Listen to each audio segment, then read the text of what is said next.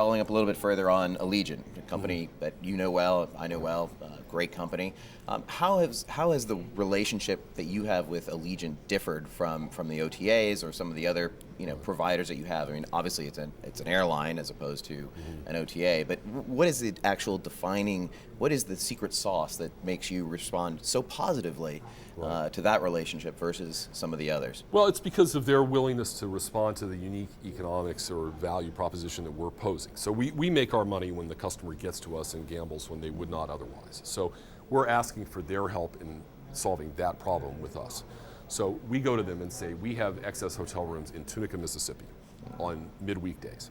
So could you bring us people from a city where gaming is not convenient there? And we will pay you to do that happily, and in fact guarantee that we will pay you to a very large degree for that delivery, because we know those customers will come and gamble with us, and in fact the customer will learn that they'll get invited back a lot if they meet some certain minimum level of participation with us.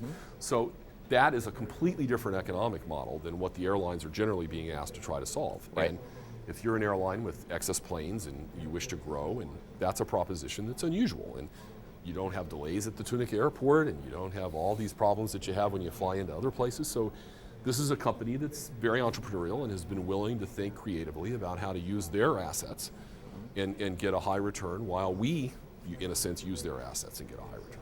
So Gary, do you see additional opportunities for other operators, whether it be an OTA or somebody else, to get into the, help you like Allegiant has helped you by actually providing lift or providing, really changing the model, in other words? Well, I think there's opportunities to change the model along all these lines. I mean, airlines and OTAs are certainly one. You could imagine our friends in the cruise ship business, where we've had some very interesting collaborations because our customers are so common across these two levels of activity. You can imagine those who do group travel planning for universities or students that are wishing to find someplace new to go for spring break. I mean, travel is unique insofar as people are so enthusiastic and involved about the process of purchase, and yet they are so frequently disappointed in its resolution.